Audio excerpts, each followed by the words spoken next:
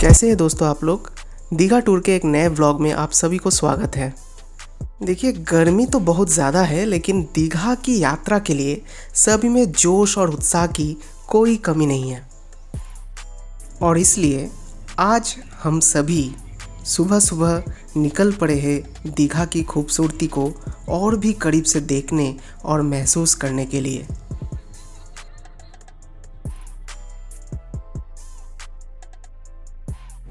কিছু বলবি দবা কিছু বলবা ভাত খেয়েছো। बंगाल के बारासात शहर से दीघा की दूरी लगभग 200 किलोमीटर। यदि आप कार से यात्रा करते हैं तो इस दूरी को तय करने में लगभग 4 घंटे का समय लगता है। आप दीघा तक ट्रेन से या बस के माध्यम से भी आसानी से पहुंच सकते हैं। देखते देखते दोस्तों हम लोग कोलाघाट भी पहुंच गए हैं। अब यहाँ पर हम सुबह का नाश्ता करेंगे और फिर अपनी यात्रा को आगे बढ़ाएंगे। तो चलिए पहले नाश्ता कर लेते हैं।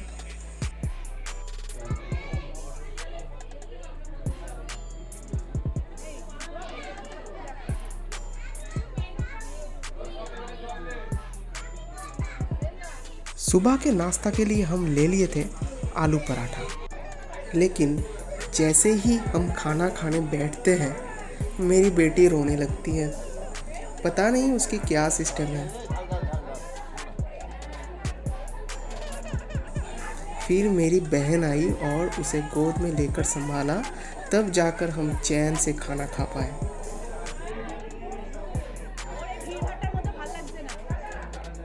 कोलाघाट में शेर बंगाल होटल से हम लोग नाश्ता किए थे और नाश्ता बहुत ही स्वादिष्ट था। देखते देखते दीघा पहुंच गए। ये दीघा के प्रवेश द्वार है। दीघा अपनी दोनों बाहें फैलाकर हमारा स्वागत कर रहा है। दूर दूर से अब समुंदर की झलकें दिखने को मिल रही है। अभी वो थोड़ा थोड़ा नज़र आ रहा है। देखिए, अब दीघा में भी KFC आ गया। सच में इसे ही कहते हैं परिवर्तन। समय के साथ साथ कदम से कदम मिलाकर चलता हुआ एक नया दीघा। हम लोग इस बार न्यू दीघा में स्थित न्यू गीतांजलि भवन होटल में ठहरे। ये होटल इस प्रकार की आधुनिक सुविधाओं से युक्त है जो एक आरामदायक और यादगार प्रवास के लिए आवश्यक होती है। यहाँ आपको इन हाउस रेस्टोरेंट, स्वच्छ और आधुनिक बाथरूम, स्विमिंग पूल, झूलों से सुसज्जित बैल्कनी, चूल वरांदा जिसे कहते हैं, और लिफ्ट की सुविधा उपलब्ध होती है। इसके अलावा वाहनों की सुरक्षित पार्किंग, बैंक्वेट हॉल और बैठक व गपशप करने के लिए खुला स्थान भी मौजूद है। हमने जो बेडरूम किराए पर लिया था वो काफ़ी आरामदायक था। होटल का किराया सीजन अनुसार बदलता रहता है और ये इस बात पर भी निर्भर करता है कि आप किस प्रकार के कमरा चुनते हैं। यदि कमरा सी फेसिंग है तो किराया थोड़ा अधिक होता है। कुल मिलाकर इस होटल में वो हर सुविधा मौजूद है जिसकी एक यात्री को आवश्यकता होती है। संपर्क करने के लिए आप स्क्रीन पर दिखाए गए नंबर पर कॉल कर सकते हैं। यहाँ एक फ्रिज भी रखा गया है। आप चाहे तो अपने ड्रिंक्स या बिवरेजेस इसमें रख सकते हैं और रूम में बैठकर भी पी सकते हैं। एक बात तो बताना ही भूल गए, जो रूम हम लोग ने लिए थे उसका किराया 5,000 रुपया प्रतिदिन का था। चलिए जब आपको बाथरूम एरिया भी दिखा देते हैं, ताकि अगर आप कभी भी यहाँ आए तो आपको पहले से ही जानकारी हो जाए।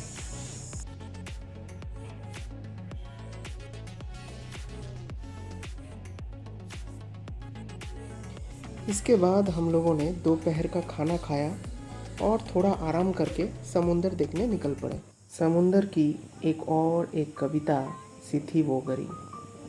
हम बस खाना खाकर निकले थे, पर हर लहर जैसे कुछ कह रही थी। हवा में नमी थी, पर दिल में एक अजीब सी ठंडक, जैसे समुंदर ने अपनी बाहों में सब थकान समेट ली हो। दोपहर का सूरज थोड़ा सुस्त था। हमने भी थाली में दिन को परोसा, थोड़ा सा खाया, कुछ बातें की, फिर निकल पड़े जहाँ दिल हमेशा खींचता है। सर के चुप थी, बस हवा बोल रही थी। हर मोड़ पर जैसे समुंदर की खुशबू थी। फिज़ा में नमी थी और आँखों में चमक।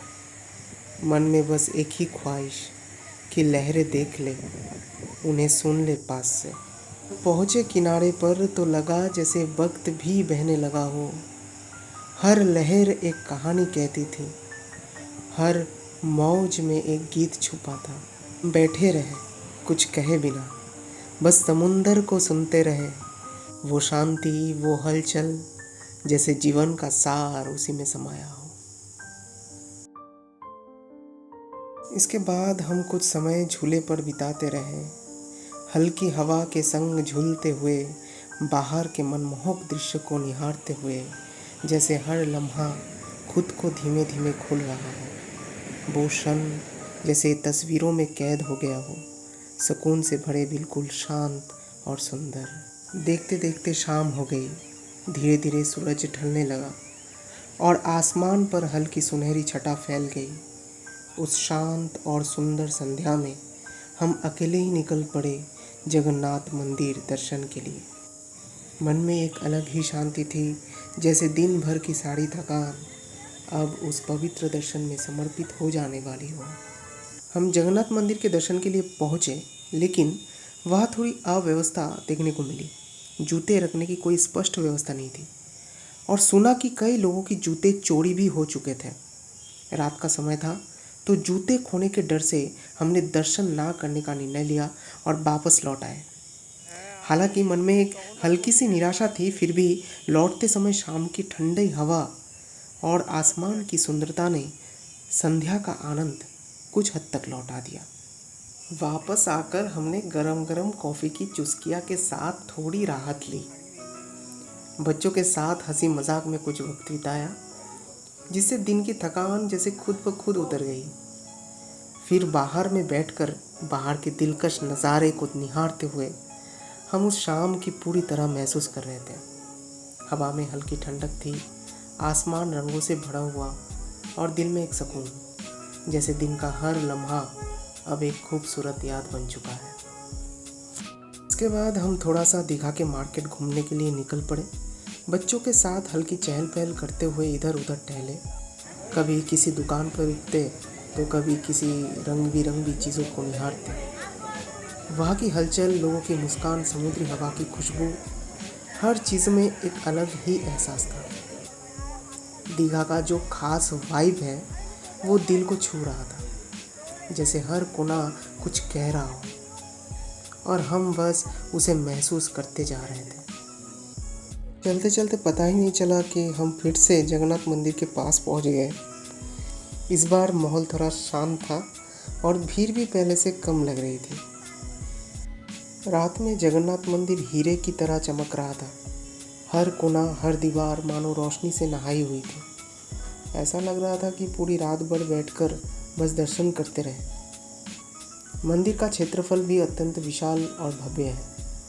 चारों ओर फैला हुआ उसका प्रांगण अलग ही ऊर्जा भर देता है। ये मंदिर इस्कॉन संस्था द्वारा स्थापित और संचालित किया गया है, जो दुनिया भर में श्री कृष्ण और भगवत भक्ति के लिए प्रचार प्रसार के लिए प्रसिद्ध है।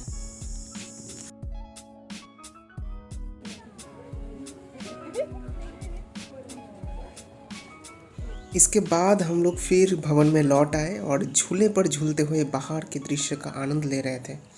ठीक उसी समय मेरे भांजी का मूड ऑफ हो गया।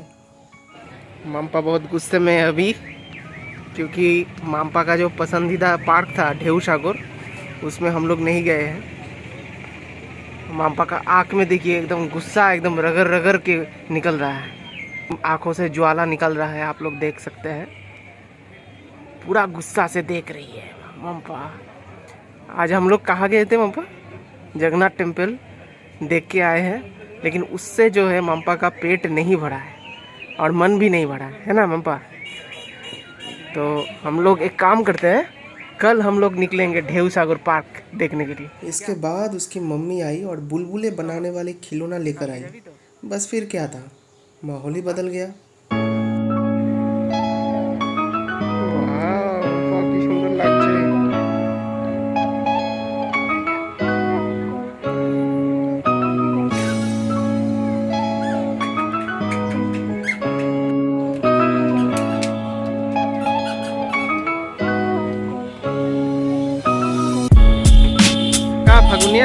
मजा लग रहा है? लग रहा है ना? फागुनिया।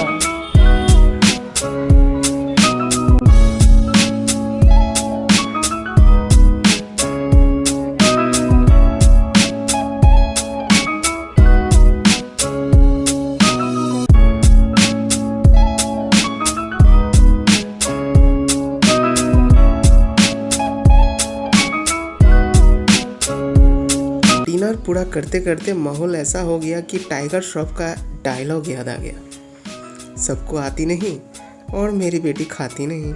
इधर सुभाषिस का एक्सप्रेशन देखिए। कभी कभी तो मन करता है बोल ही दूं। छोटी बच्ची हो क्या? डिनर करने के बाद हम लोग बाहर निकले और बाहर का माहौल कुछ ऐसा था।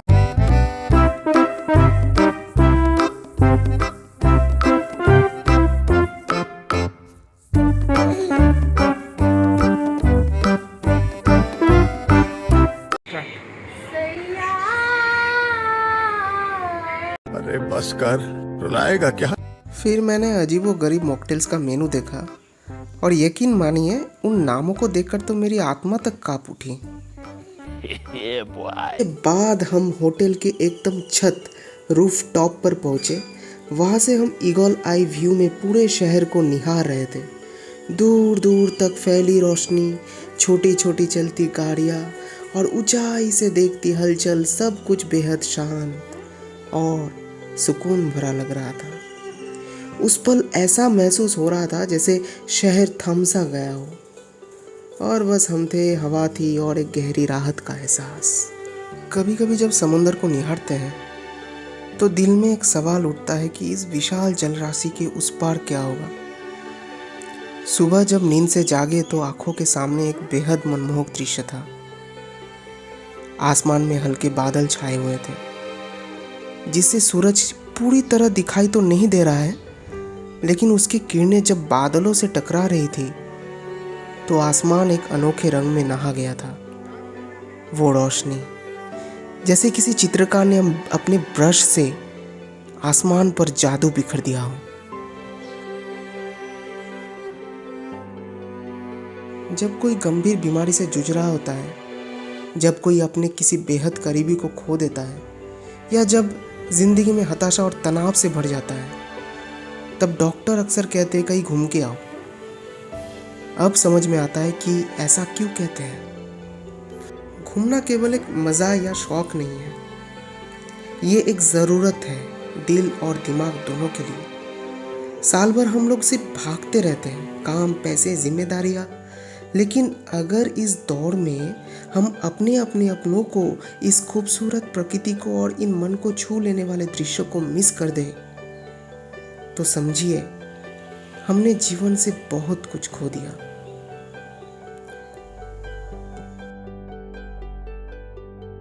आनंद मूवी में राजेश खन्ना का एक मशहूर डायलॉग था कि बाबू मोशाई, जिंदगी बड़ी होनी चाहिए, लंबी नहीं। और आज ये बात सचमुच दिल से समझ में आ रही है। इतनी सुबह भी बहुत सारे टूरिस्ट सूर्योदय देखने के लिए आए थे और वहाँ पर काफ़ी भीड़ जमा हो गई थी। एक सीधा रास्ता और सामने फैला समुंदर, वाकई नज़ारा बेहद अद्भुत लग रहा था। सुबह का सैर करते करते हम लोग बहुत दूर तक पहुंच गए थे और अचानक ढेउसागर पार्क नज़र आ गया। वही पार्क जिसकी वजह से माम्पा पिछले दिन रो रही थी। पास में समुंदर, ये समुंदर देखिए, और इस साइड में है ढेउसागर पार्क। ये मोड़ रखा हुआ है जहाज की तरह, यही ढेउसागर पार्क है।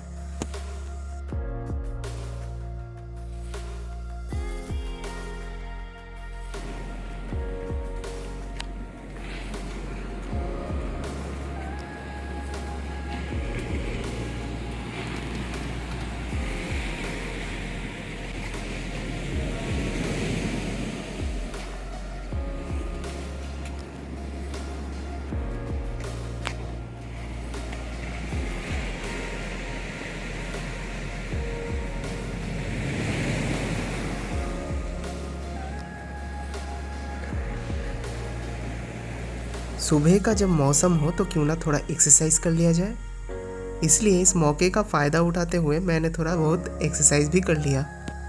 ये दीघा के और एक फेमस पार्क है, नाम है ओशियानिया पार्क। ये ओशियानिया पार्क के भीतर के दृश्य हैं। जब हम लोग पहुँचे तब पार्क बंद था।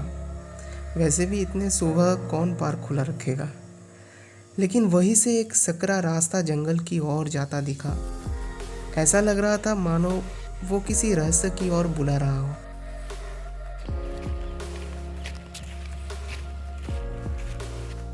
सुबह के अभी 6-8 बज गया है और हम लोग अभी चाय का आनंद ले रहे हैं। ठंडी सुबह की ताजगी, गर्मा गर्म चाय और चारों ओर जगमगी जगमग, सब कुछ मन को सुकून दे रहा है। चाय पीते ही मेरा मन पूरी तरह तरोताज़ा हो गया। हमने इस भैया की दुकान से चाय ली। सच कहूँ तो उनकी चाय का स्वाद बेहतरीन था। अभी हम लोग निकलेंगे दीघा घूमने के लिए। मॉर्निंग वॉक करके आए, बेटी को लेके थोड़ा सा टहलने के लिए जाएंगे, समुंदर देखेंगे। क्या देखना है कि नहीं? चलो देखते हैं। समुंदर के किनारे बैठकर जब ठंडी हवा चली तो ऐसा लगा जैसे समुंदर की सारी ऊर्जा मेरे अंदर भर गई हो। और नतीजा आप देख ही रहे हैं, मैं पूरी तरह से ताज़ा और ऊर्जा से भरपूर हो गया हूँ। हम बहुत देर तक बैठे रहे, समुंदर की लहरों को ताकते रहे और बार बार उसे निहारते रहे। ऐसा लग रहा था जैसे समुंदर खुद कोई कविता लिख रही हो। ये क्या नज़ारा था!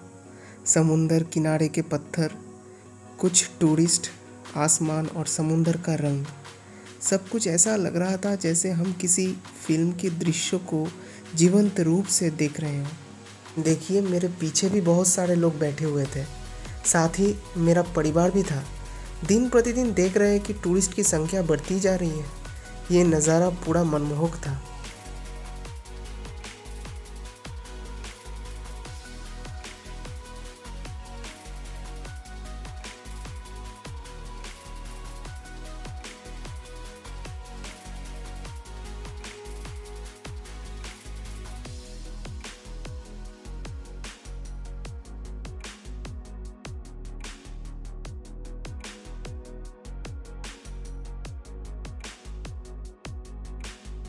इसके बाद हम लोग स्विमिंग पूल में काफ़ी देर तक नहाए। वैसे तो स्विमिंग पूल में नहाने का मौका अक्सर नहीं मिलता है, लेकिन जब मौका मिला तो सोचा क्यों छोड़े। हम सब ने स्विमिंग पूल में जमकर मस्ती की और पूरा समय बहुत आनंद लिया। यहाँ स्विमिंग पूल के लिए ड्रेस किराए पर मिलती है। स्विमिंग पूल की ड्रेस लेने के लिए एक निर्धारित राशि ली जाती है। सामान्य कपड़ों में पूल में उतरने की अनुमति नहीं होती, क्योंकि स्विमिंग पूल की ड्रेस अलग होती है और उसे पहनना अनिवार्य होता है। यहाँ पर कपड़े बदलने के लिए चेंजिंग रूम भी उपलब्ध है, जिससे सुविधा बनी रहती है। इसलिए अब बहुत हो गया नहाना, अब ज़रा नाश्ता कर लिया जाए। सुबह का जो नाश्ता था वो हमारे होटल के किराए में शामिल था, यानी ब्रेकफास्ट फ्री था। हालांकि लंच और डिनर के लिए अलग से भुगतान करना पड़ा। नाश्ता बहुत ही स्वादिष्ट था। हमने चना और kachori, idli, chicken salami, chicken sausage लिया। साथ में ड्रिंक्स भी थे, अंडे भी उपलब्ध थे और भी कई स्वादिष्ट चीज़ें नाश्ते में परोसी गई थी। कुल मिलाकर सुबह की शुरुआत बहुत ही स्वाद और ऊर्जा से भरपूर रही। नाश्ता करने के बाद जब हम लोग बाहर निकले तो घूमने का तो मन था, लेकिन तेज़ बारिश के कारण हम लोग कहीं जा नहीं पाए। फिर सोचा चलिए बारिश का भी आनंद लिया जाए, बैठकर शांत माहौल में। के बाद हम अपने कमरे में लौटे और वहाँ भांजी के साथ थोड़ा समय बिताया। नाश्ते और आराम के बाद हमने सोचा जब दीघा तक आ ही गए हैं तो मंदारमनी जाना तो बनता है। मंदारमनी के रास्ते में अचानक ही जगन्नाथ मंदिर का फिर से दर्शन हो गया।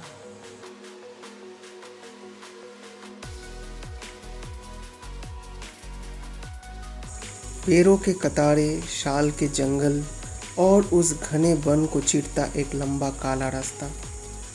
हमारी गाड़ी उसी रास्ते पर चल रही थी। धीरे धीरे हम मंदारमनी के करीब पहुँचे और जैसे ही वहाँ पहुँचे हमें रेत पर बहुत हल्के हल्के पानी का सुंदर दृश्य देखने को मिला। हवा में ठंडक थी और नज़ारा एकदम फिल्मी लग रहा था।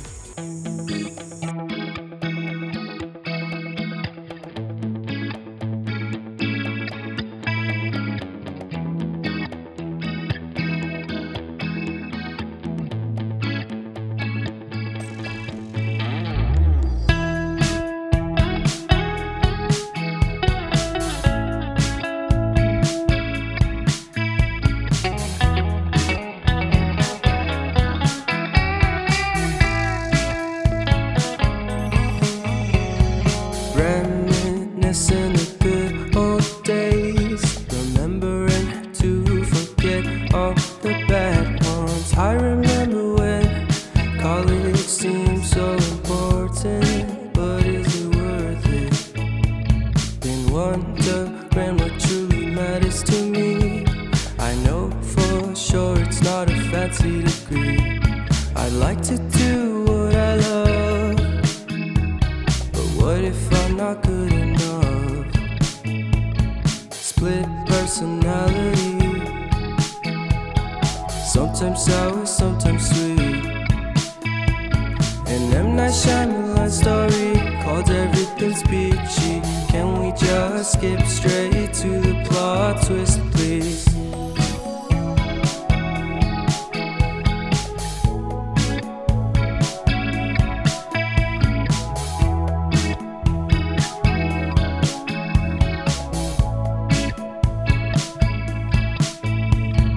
Life's all about balance, and real love takes practice. We know accidents happen, but my love's on purpose. Reciprocate the feeling. देखिए, देखते देखते हम लोग मंदारमनी भी पहुंच गए हैं। मंदारमनी का नज़ारा बिल्कुल अलग था, शांत, साफ और सुकून भरा। दूर तक फैला समुंदर, किनारे की रेत और हल्की हल्की लहरें। ऐसा लग रहा था जैसे प्रकृति खुद हमें अपनी गोद में बैठा रही हो। मंदारमनी पश्चिम बंगाल के पूर्व मिदनापुर जिले में स्थित है। ये कोलकाता से लगभग 170 किलोमीटर की दूरी पर है और सड़क मार्ग से लगभग 3 से 4 घंटे में पहुंचा जा सकता है। यह दीघा और शंकरपुर जैसे अन्य प्रसिद्ध समुद्र तटीय स्थल के पास स्थित है। मंदारमनी की जो खासियत है वो है लंबा और शांत समुद्र तट। मंदारमनी समुद्र तट को पश्चिम बंगाल का सबसे लंबा ड्राइवेबल बीच माना जाता है। स्थान शोर शराबों से दूर प्रकृति के निकट है। समुद्र की लहरें, शांत वातावरण और खुला आकाश इसे एक बेहतरीन शांतिपूर्ण अवकाश स्थल बनाते हैं। यहाँ कई प्रकार के वाटर स्पोर्ट्स का भी सुविधा है। मंदारमनी में ताज़े समुद्री भोजन की व्यवस्था होती है, खासकर मछली, झींगा और केकड़ा। मंदारमनी पश्चिम बंगाल का एक तेज़ी से उभरता हुआ समुद्र तटीय पर्यटन स्थल है, जो अपनी शांति, प्राकृतिक सौंदर्य और पारिवारिक वातावरण के कारण लोकप्रिय होता जा रहा है। ये एक आदर्श स्थान है उन लोगों के लिए जो समुद्र की लहरों के साथ कुछ शांत पल बिताना चाहते हैं।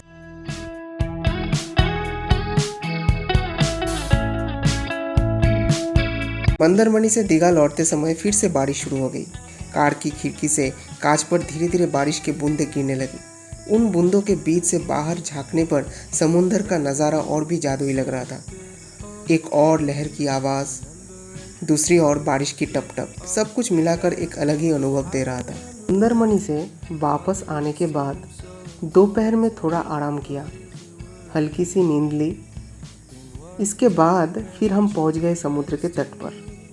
वहाँ बैठे बैठे समुद्र की लहरों को निहारते हुए हमने पापड़ खाना शुरू कर दिया। क्या आपने कभी ऐसे तट पर बैठकर पापड़ खाया है? अगर खाया है तो कमेंट सेक्शन पर ज़रूर बताइएगा।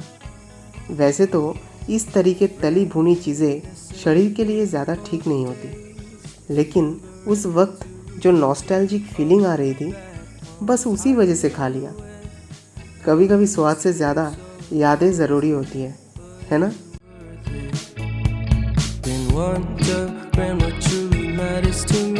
शाम के समय समुंदर का नज़ारा वाकई देखने लायक था। ऐसा लग रहा था मानो किसी ने रंगों से कैनवास पर चित्र उकेरा हो। लेकिन सच कहूँ तो इसमें कोई वीडियो एडिटिंग नहीं थी, ये तो प्रकृति का अपना जादू था।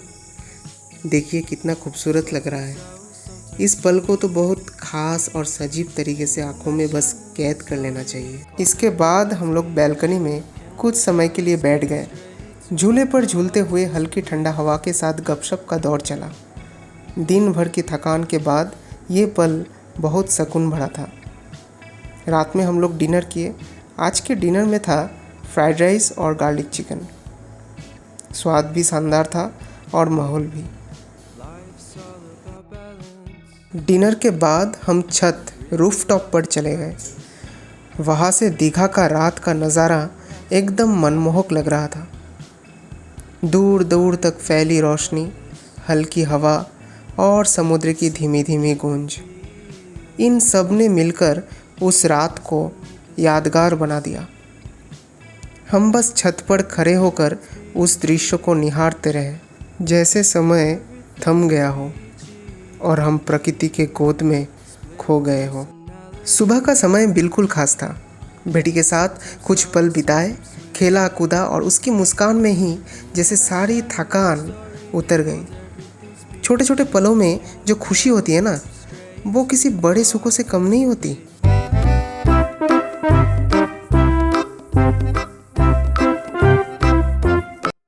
इसके बाद हमने नाश्ता किया, हल्का, स्वादिष्ट और दिन के शुरुआत के लिए बिल्कुल परफेक्ट। नाश्ते के बाद हमने दीघा को अलविदा कहा। क्या करें, जाने का तो मन नहीं है, लेकिन जाना तो पड़ेगा ही। और हम लोग घर के लिए रवाना हो गए।